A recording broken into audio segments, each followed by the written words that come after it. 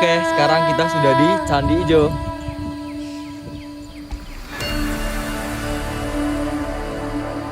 Indonesia is the most beautiful land in the universe. The land where we were born. The nation where we grew up. So many colors that live together in peace. With a million timeless treasures. With an abundance of natural wealth. Indonesia is not just wonderful. Indonesia is a wonderland.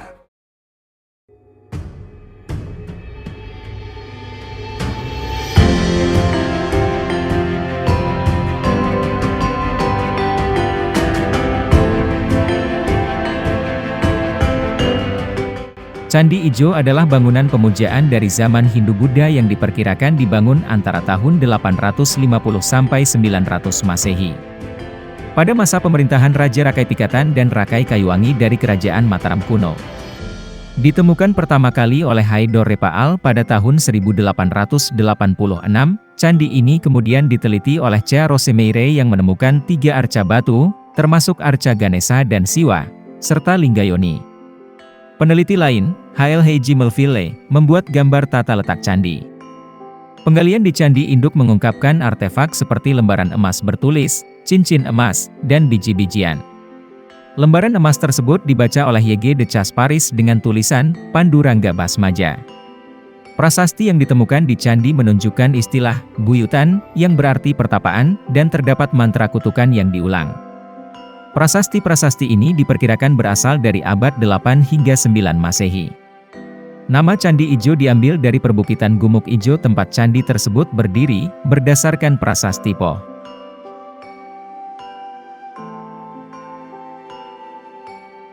Dari pintu masuk, pengunjung disambut oleh seni rupa yang mencolok, termasuk kalamakara dengan motif kepala ganda yang menunjukkan akulturasi budaya Hindu dan Buddha.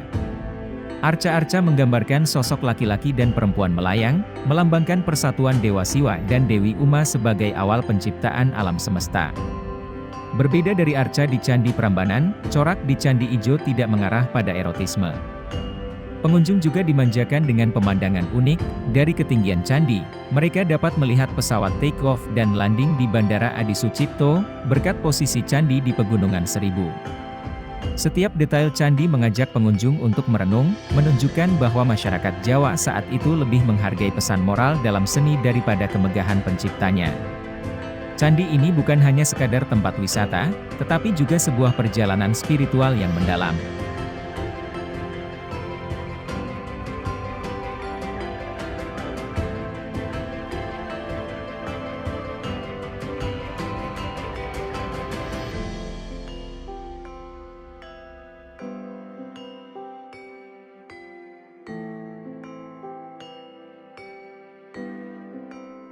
Ya teman-teman, kita sedang di Candi Ijo bersama Bapak. Oke, perkenalan dulu Pak. Bapak namanya siapa Pak? Helmi Oh, dengan Bapak Helmi. Alamatnya Pak? di Jogja. Oh, di Jogja. Alhamdulillah domisili sini. Kita kan sedang di Candi Ijo nih Pak. Candi Ijo yang disebut Candi Ijo itu apa sih Pak? Dari tadi itu saya nyari yang ijo-ijo itu mana gitu. Kalau menurut prasasti yang saya pelajari itu nama dari Candi Ijo itu Badramuka, peninggalan dari Raka Walengpu Mbayoni. Siapa sosok Raka Walengpu Mbayoni itu sama-sama dari keluarga Sanjaya yang nggak punya hak tahta di kerajaan Medang. Nah akhirnya pengen merebut kerajaan Medang itu dari Rakai Pikatan. Nah akhirnya Rakai Walengpu Mbayoni itu membangun datang untuk merebut kekuasaan Pikatan, dan akhirnya kerajaan Medang itu dipimpin 2 raja dari keluarga Sanjaya juga selama 12 tahun. Nah kemungkinan dugaan itu Rakai Waleng itu ada di benteng pertahanan, itu namanya di Ratu Boko. Ratu Boko itu aslinya bukan Ratu Boko tapi Abayagiri Wihara. Karena mungkin penyebutan Abayagiri susah, disebutlah Boko. Itu bisa cikal bakalnya cerita rakyat dari dongeng Bandung Bondowoso dan Roro Jonggrang. Karena Roro Jonggrang itu anak dari Boko. Padahal Mboko itu bukan nama aslinya Abayagiri. Nah, sudah meleset, tambah meleset. Nah, begitu. Jadi kalau asli dari nama Candi Ijo aslinya Badraloka. Setahu saya. Nama aslinya Candi Badraloka. Betul. Terus prasastinya itu aku lupa. Prasasti antara Rasa Cipereng atau Mantiase atau Wanawa Tengah Tiga. Dicari aja ya. Ya. Saya bingung. Nah, itu nanti menceritakan sejarahnya Candi Badraloka ini. Candi nama ijonya ada, tapi depannya itu aku lupa.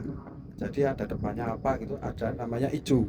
Nah, terus mungkin masyarakat sini menyebutnya Candi Ijo karena mungkin daun-daunnya di sini rumput-rumputnya hijau, tapi asli dari sini, nama asli dari Candi Ijo itu Badraloka. Berarti plesetan-plesetan gitu ya, Pak. Ya bisa dibilang plesetan, ya bisa dibilang apa ya. Iya, karena mungkin semua penemuan itu kan berdasarkan apa ya, nggak sesuai nama tempat. Biasanya kan kalau candi itu dinamakan tempat lokasi ditemukan, misal Candi Kalasan. Nah itu ditemukan di apa ya, kawasan Kalasan. Tapi sebenarnya Candi Kalasan itu nama prasasti Kalasan, ada prasastinya, itu Candi Buddha pertama. Prambanan itu bukan nama lokasinya, sebenarnya nama asli dari Prambanan itu Siwagra. Gitu.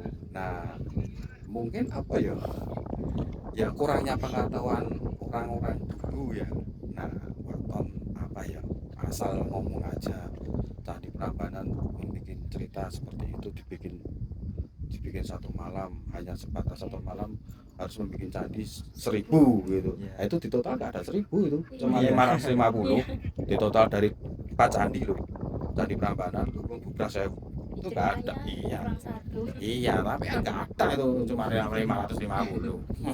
Terus fungsi dari dulunya itu fungsinya itu untuk beribadah atau cuma tempat ibadah semua itu? Ya nggak semua. Dari candi itu bisa tempat ibadah, bisa tempat untuk meletakkan ibadah, tempat berkumpulnya para brahmana, orang-orang apa ya, orang-orang ya ahli di bidangnya begitu. Jadi kalau ini jelas untuk tempat ibadah karena ya ada simbol kudu itu depan sana, itu antefik itu. Ada aksesoris antefik yang segitiga itu melambangkan kepala, itu simbol kemenangan. Jadi mungkin sudah dulunya itu Empu Kumbayoni itu sudah apa ya, punya firasat, punya keinginan untuk menang melawan Rakai Pikatan begitu. Tapi candi yang paling sempurna bagi saya sendiri ya ini dibangun 9 tingkat. Punden berunda ini 9 tingkat, dari bawah sampai atas ini 9 tingkat. Dia hitung aja kalau nggak percaya. Nah, paling tinggi itu paling sempurna, makanya ini disempurnakan. Dan ini ada 9 simbol sempurnaannya. Jadi di simbol patok ini ada 9. Tengah-tengahnya candi itu. Jadi teman-teman, Candi Ijo ini adalah dulunya buat tempat beribadah dari agama Hindu, teman-teman. Jadi begitu cerita sejarah dari Bapak Helmi. Oke. Terima kasih Bapak. Maaf kami mengganggu waktunya sebentar. Jadi berikut teman-teman sedikit cerita dari Candi Ijo. Mungkin next time akan kami lebih lanjut lagi bagaimana Candi Ijo ini berdiri, terus asal usulnya. Oke, terima kasih Bapak. Semoga bermanfaat.